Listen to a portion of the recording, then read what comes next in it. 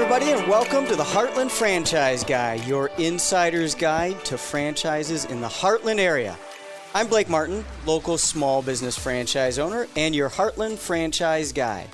This is the place for education, advocacy, and resources for our local franchising field, and for local entrepreneurs looking to learn more about the franchising field. To introduce today's guest, I'd like to start with something we all said when we were growing up. And what we said was, well, when I grow up, I want to be, and you insert whatever that profession was, right? Well, most of us, including myself, cannot say that we ended up doing any of those particular things that we wanted to be when we grow up. But this guy probably can. Shawn Williams, owner of an ice cream business, amongst other businesses. That might have been something that we said, hey, when I grow up, I want to own an ice cream shop. Welcome, Shawn Williams. Thanks for having me, Blake. Appreciate it. Absolutely. Appreciate you being here. So you've owned 3 different local franchises businesses over the last 15 or so years, right? Correct. There's a common theme or a common thread I see amongst those, which have to do with fun and entertainment for family. Correct. Right? So we've got Bounce You Inflatables, we've got Cold Stone Creamery, and then we've got Rocky Mountain Chocolate Factory. Correct. Which is the new one that we're going to talk a little bit about. So is there something in particular about family fun and entertainment that really gets you going? Is there something in there that has driven you or motivated you to start these businesses? That's a good question, but one of my criteria when I was looking at businesses was something that I would be proud to be associated with, that my kids can be proud to tell their friends that they are associated with, something that is morally and ethically, along in alignment with my beliefs. I was never going to open a vape shop or, although I'm sure those are fine franchises if they are, I don't know, but that's just not me kind of thing. So anything that I'm going to be associated with is going to be sort of fun, wholesome, PG rated kind of stuff. Yeah. Well, you certainly nailed it with that. With all 3 of them, right? So I'm interested to hear a little bit about your background in franchise business ownership. Can you share a little bit about your professional background that led up to all of this?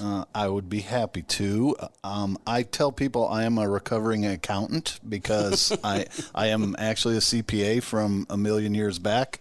I have an accounting degree from Creighton, and I did my stint in public accounting straight out of college. From there, I went and worked for Union Pacific, who was my largest client at the time.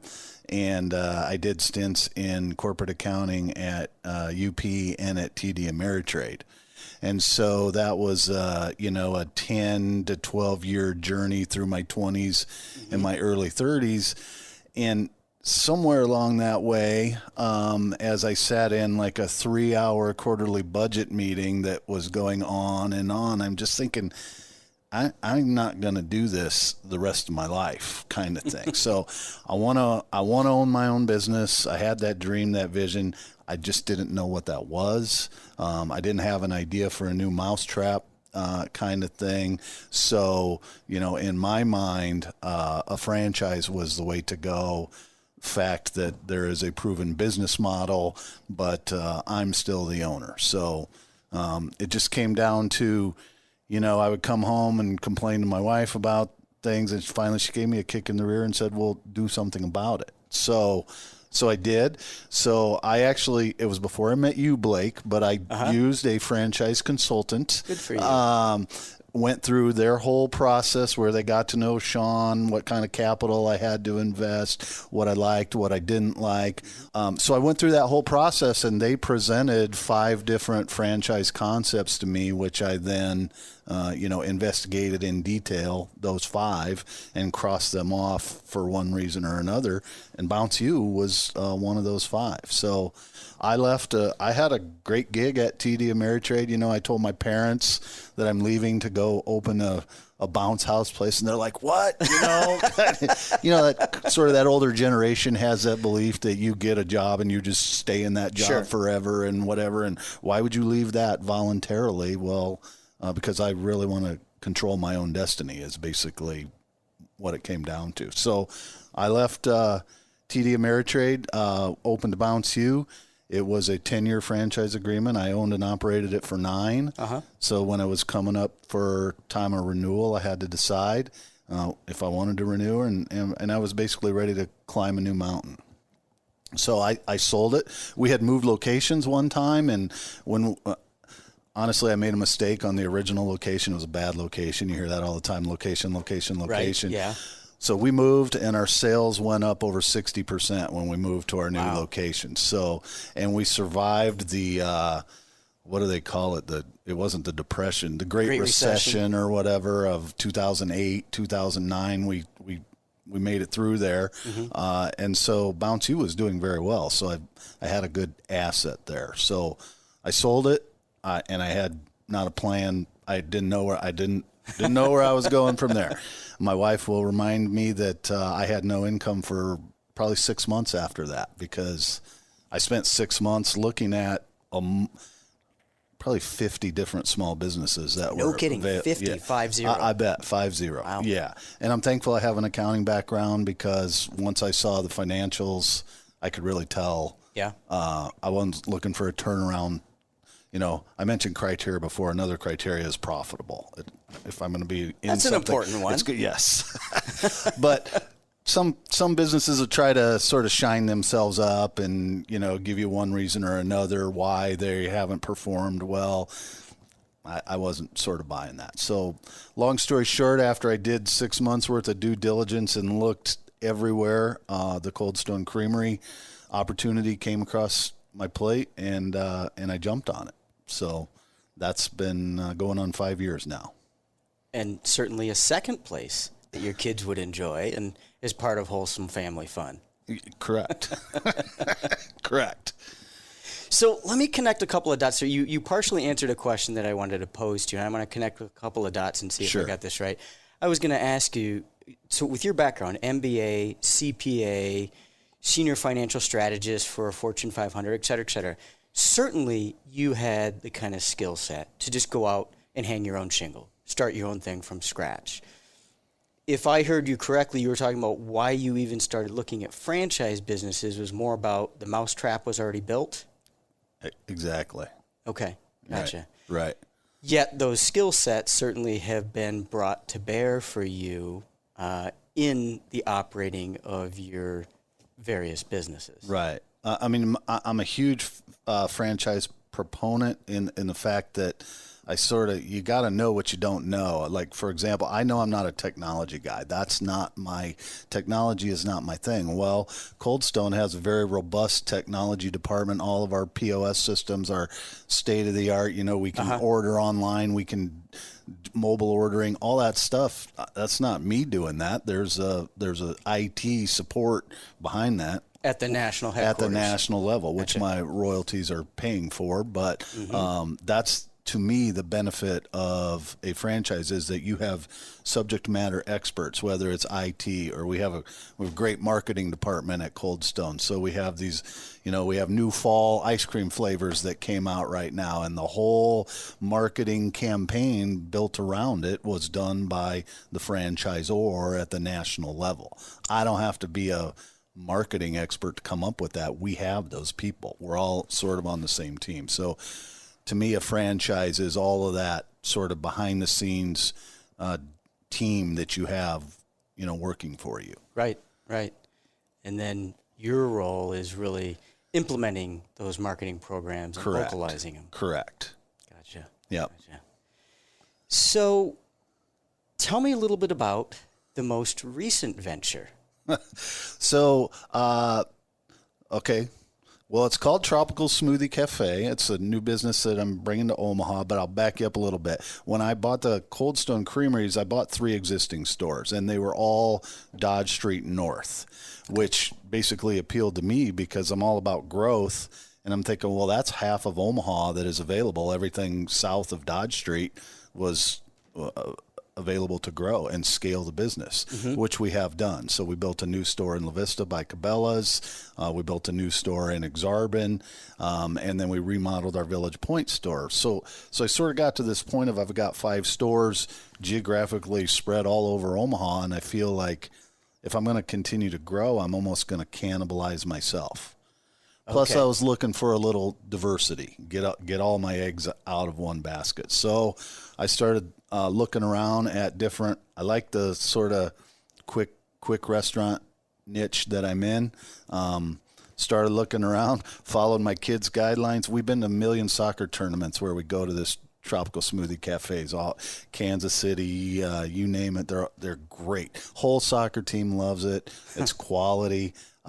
It's actually a cafe, is what tropical smoothie cafe. So we serve healthy food. There's no French fries in there. We don't have a grill, any of that. We do wraps, salads, quesadilla kind of thing. And that's really 35%, roughly a third of the business is food outside of the smoothies. Interesting. So that's what appealed to me. So I reached out to them and signed a deal to bring it to Omaha, and we are in construction right now of our first location. Well, congratulations on that. Thank you. Yeah. So can you reveal anything about the first location or timeline? Up in the air. Well, the location is if you're a golfer, it's right at the entrance to Tiburon Golf Course on 168th and Cornhusker, brand new. A couple-year-old strip mall there. We got a drive-through on the end cap. So 168th and Cornhusker is the location. Now the timing is a challenge.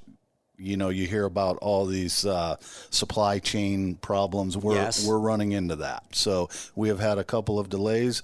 Delay I found out about this morning. We can't get the foam that's on the podcast. They can't see me holding my hands up, but he's holding his hands about a foot apart. Right. So there's a foot wide foam that goes in the wall of our walk-in coolers. The insulating foam. There's the factories of that are shut down, and there's a backlog. So normally when we would have got our cooler in like 2 weeks, now they're telling us 16 weeks to get our cooler. Wow. So the COVID supply chain thing is real, in the weirdest things like that. Absolutely. Like you can't get foam. Who would have thought? Yeah. Kind of. So we were hoping for October. Back when this process started, we're not going to hit October. Okay. But we're trying our best. Just the reality. Yeah, right. How do you work through that stress and those frustrations? There are things that you just can't control in any small business, franchise or not. Doesn't matter what kind of small business. Right.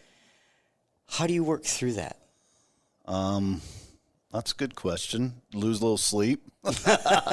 But, flexibility, you just have to be flexible. That's one key personality trait that I think any small business owner or franchise owner has to have is flexibility. Mm-hmm. Mm-hmm. You had said earlier that you survived the Great Recession when you were running a people-intensive business. Right. So there was obviously some flexibility there. What other lessons did you learn from that might serve people well who are going through another economic upheaval right now, depending upon their business? It really goes back to flexibility. So back in that time, our deal was our core product was a $400 birthday party, and we sold them all the time. But when the Great Recession hit, basically everybody shut their wallets, right? People were losing their jobs. Yeah. Cash flow clammed up, and when you're scared and all that nervousness is out there, an easy thing to get rid of is a $400 birthday party.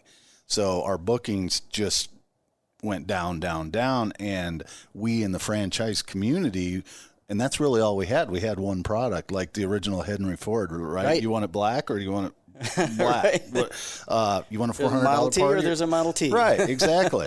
So the franchisee community were pushing back against franchisors, saying we have to have cheaper, smaller, those were for 25 kids. Let's do one for 10 kids or whatever for half the price, for $150 or $200. Let's be flexible. Let's adapt. Let's do anything we can to survive. So, and there was some pushback, but we eventually got it done, and we did survive. But it was ugly for a couple of years. I bet it was. Yeah. Yeah. You highlighted something there that we probably don't talk about enough. And being a franchise owner myself, a great franchise system, a great franchisor, I've always believed, is one who is confident in their business model and in their brand, but is willing to listen to the people in the trenches. We can agree to disagree, but willing to listen to and willing to take feedback from the local franchise owners that are out there living it. Any thoughts on that? You nailed it. Absolutely. It's kind of a two-way street. I mean, it's easy for the franchisor to sit in their office and think that they know everything, but the franchisee is the guy who's actually on the street, looking the customer face to face and in the trenches. So that communication really has to be a two-way street. Yeah. And if I'm being honest, Shawn, I was that franchisor right before I was a franchisee, sitting in the comfortable office. And you do have to be intentional about, I think as a franchisor, if you're running that, if you're in charge of the brand on a national or international level. We had a great example in the Cold Stone world. So, when Instagram and Snapchat and everything is coming, people like to take pictures of their food and then post it on all these various social medias. So the guys at Cold Stone Corporate in Arizona, they have a test kitchen there where they can come up with come up with this. They were going to call it a monster shake, like a foot tall shake, and it was going to have maybe a donut sticking out of the side of it and all this kinds of, which is great to like take a picture. But when you got a 17-year-old kid trying to make that, it never looks like it does in the test kitchen. And when there's 20 people in line behind him in the store staring at him and he's trying to do all that, it just didn't work operationally the way they presented that to us. I'm on a council of franchisees in the Cold Stone world. They presented that to us, and there are 5 of us, and we unanimously said, no way. That is a disaster at the operational store level, and they listened, and it never went anywhere. So philosophically, from a marketing perspective, it made all the sense in the world. Try to actually implement it, and it just becomes a nightmare. Exactly. Right. Yeah. How about employees? I mean, I've never seen this challenge right now. Right now, I can't explain it, but it is very hard to get people and to keep people because they know that everybody in town is hiring. And so if you ask them to work on Friday night and they don't want to, they'll just quit and they'll go somewhere else. I've never seen anything like this. It's crazy right now. But we're trying. Okay, so tell us what the solution is so that we can form I guess it's flexibility and patience, right? Well, I think it's building a culture within your business. I talk about teamwork all the time. If you built that team and that, we got 20 employees in our store, 2 full-time and 18 part-time young people. But if it's a team environment there and they kind of want to come to work. In our world, if they're hustling and smiling and interacting with the customers, they're making good tips. So if that environment is there, they'll stay. But if it's a grind and you're just a taskmaster kind of thing, it's a revolving door, And then high turnover is bad for business all the way around. Right. Obviously. Yeah. Right. So the natural cheerleader and coach has to come out in you more than the CPA in you. Absolutely. Right. You like how I brought that one home? Yeah. That's really good advice. I appreciate you sharing that. Sure. So, and it's a good segue to the last question I wanted to ask you. So even if this is going to embarrass you, you have had a lot of success with multiple brands and multiple locations, multi-units, as you'll hear people talk about in franchising. So my question to you is, any advice to folks, whether they already own businesses or are looking to start businesses, and they have aspirations to be multi-location, multi-unit franchise owners? Any candid advice you'd be willing to share, the kind of advice that you're not necessarily going to read in a blog or in a book about how to experience success or how to prepare yourself for success as a multi-location owner? I think there's no overnight success, and I think it's sort of the slow and steady kind of thing. And And the reason I say that, in both Cold Stone and Tropical Smoothie Cafe, and really most franchisors that I'm aware of, they're going to want you to sign a multi-unit development agreement, whether it's 3 stores, 5 stores. And for some people, that's fine. For me, that is not me. I plan to build, Omaha can handle 8 Tropical Smoothie Cafes. So hopefully 8 years from now, if I'm back on your show, we're talking about the 8th store that we just opened. But I want to do it at my pace. I want to do it as the cash flow dictates. You never know what's going to happen in the world or your personality or whatever. So if I was locked into contractually obligated to build them, you're sort of maybe making bad financial decisions or whatever. So for me, I'm going to do them one at a time at my own pace instead of this big multi-unit where I'm contractually obligated, if that makes sense. Yeah, so at a pace that you're comfortable with, not getting out over your own skis. Correct. Yeah. Well, that is a great way to wrap up this episode. Talking about the growth and staying within your own comfort zone. So, Shawn, I really appreciate you being here today. Thank you for your time. Thank you for sharing candidly with our listeners about some of your secrets to success and your experiences. Thanks for having me, Blake. Absolutely. Shawn Williams, owner of multiple brands over the years and multiple locations of Cold Stone Creamery. We appreciate all of you listening today.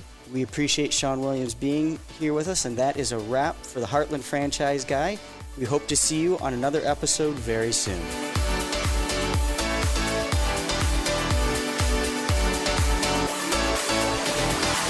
A Hurrdat Media Production.